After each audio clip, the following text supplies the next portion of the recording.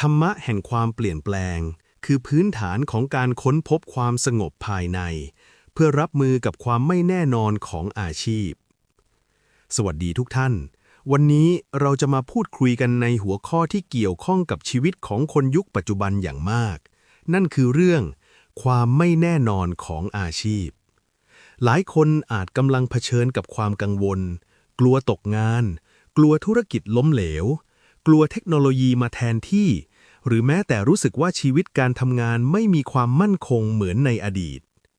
แต่หากเรามองลึกลงไปตามหลักคำสอนของพระพุทธเจ้าจะพบว่าความไม่แน่นอนไม่ใช่เรื่องใหม่และไม่ได้เป็นปัญหาเฉพาะของยุคนี้หากแต่เป็นธรรมชาติของโลกที่พระพุทธองค์ทรงค้นพบมานานกว่า 2,500 ปีแล้วพระพุทธเจ้าทรงสอนหลักสำคัญที่เรียกว่าไตรลักษณ์ซึ่งประกอบด้วย 1. อนิจจังคือความไม่เที่ยง 2. ทุกขังคือความทนอยู่ในสภาพเดิมไม่ได้ 3. อนัตตาคือความไม่มีตัวตนที่แท้จริงควบคุมได้ทั้งหมดวันนี้เราจะเน้นไปที่อนิจจังหรือความเปลี่ยนแปลงเพราะความเปลี่ยนแปลงนี่เองเป็นกุญแจสำคัญที่จะช่วยให้เราพบความสงบภายในได้ลองพิจารณาดูว่าไม่มีอาชีพใดในโลกที่คงอยู่ตลอดไปในอดีตมีอาชีพมากมายที่รุ่งเรืองแต่ปัจจุบันแทบไม่เหลือแล้วเช่นคนฉายหนังฟิล์มคนพิมพ์ดีดหรือแม้แต่อาชีพบางอย่างที่ถูกแทนที่ด้วยเทคโนโลยีเมื่อเราพยายามยึดมั่นว่าอาชีพนี้ต้องมั่นคงตลอดไป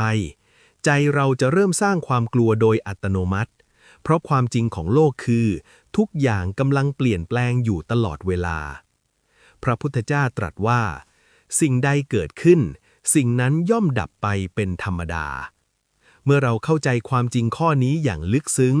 ใจเราจะเริ่มผ่อนคลายเพราะเราไม่ได้คาดหวังให้สิ่งใดต้องคงอยู่ตลอดไปลองเปรียบเทียบเหมือนการยืนอยู่ริมแม่น้ำน้ำไหลผ่านตลอดเวลาหากเราพยายามจับสายน้ำไว้เราจะเหนื่อยและผิดหวังแต่หากเรานั่งดูสายน้ำไหลผ่านอย่างเข้าใจเราจะรู้สึกสงบและอิสระอาชีพก็เหมือนน้ำเช่นกันความสงบภายในจึงไม่ได้เกิดจากการทำให้อาชีพมั่นคงแต่เกิดจากการทำให้ใจเรามั่นคงต่างหากแล้วเราจะทำให้ใจมั่นคงได้อย่างไรพระพุทธเจ้าสอนเรื่องสติหรือการรู้ตัวในปัจจุบันขณะเมื่อใจเรามีสติเราจะมองเห็นความเปลี่ยนแปลงโดยไม่ตกใจไม่ตื่นตระหนกและไม่ถูกอารมณ์ครอบงำตัวอย่างเช่นเมื่อมีข่าวการเปลี่ยนแปลงในงานหลายคนจะเกิดความคิดว่าถ้าฉันตกงานจะทำอย่างไรชีวิตจะพังไหมอนาคตจะลำบากหรือเปล่าความคิดเหล่านี้มักดึงใจเราไปสู่อนาคตที่ยังไม่เกิดขึ้นทำให้เกิดความทุกข์ล่วงหน้าแต่หากเราฝึกสติเราจะกลับมารู้ว่าตอนนี้เรากำลังคิดตอนนี้เรากำลังกังวลตอนนี้เรากำลังกลัวเพียงแค่รู้ทันใจจะเริ่มวางระยะห่างจากความคิดและความกลัวจะค่อยๆลดลงอีกหลักธรรมหนึ่งที่สำคัญคือสัมมาทิฏฐิ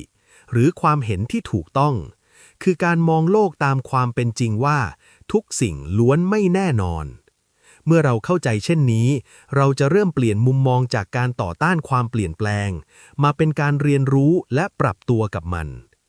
คนที่ทุกข์จากการเปลี่ยนแปลงมักไม่ใช่เพราะการเปลี่ยนแปลงนั้นร้ายแรงแต่เป็นเพราะใจไม่ยอมรับความจริงในทางตรงกันข้ามคนที่เข้าใจอนิจจังมักจะมีความยืดหยุ่นและพร้อมเรียนรู้สิ่งใหม่อยู่เสมอพระพุทธเจ้าทรงสอนว่าปัญญาเกิดจากการเห็นความจริงของชีวิตเมื่อเรามีปัญญาเราจะรู้ว่าอาชีพเป็นเพียงเครื่องมือในการดำรงชีวิตไม่ใช่ตัวตนของเราหลายคนทุกข์มากเพราะเอาอาชีพไปผูกกับคุณค่าของตัวเองเช่นถ้าไม่ได้ตำแหน่งนี้ฉันไม่มีค่าถ้าธุรกิจล้มฉันคือคนล้มเหลวแต่ในมุมมองของพุทธธรรมคุณค่าของมนุษย์ไม่ได้อยู่ที่ตำแหน่งหรือรายได้แต่อยู่ที่ความดีความเมตตาและความเข้าใจชีวิตเมื่อเราไม่ยึดติดกับอาชีพจนเกินไปใจเราจะเบาสบายและพร้อมเผชิญกับการเปลี่ยนแปลงได้ดีขึ้นด้วยลองถามตัวเองว่าถ้าวันหนึ่งอาชีพเปลี่ยนไป เราจะยังเป็นคนเดิมที่มีคุณค่าไหมคำตอบคือใช่เพราะคุณค่าที่แท้จริงอยู่ภายในใจไม่ได้อยู่ที่หน้าที่การงานอีกแนวทางหนึ่งที่ช่วยให้เรารับมือกับความไม่แน่นอนคือการฝึกอุเบกขาหรือความวางใจเป็นกลางไม่ใช่การเฉยชาแต่เป็นการเข้าใจว่าบางสิ่งเราไม่สามารถควบคุมได้ทั้งหมด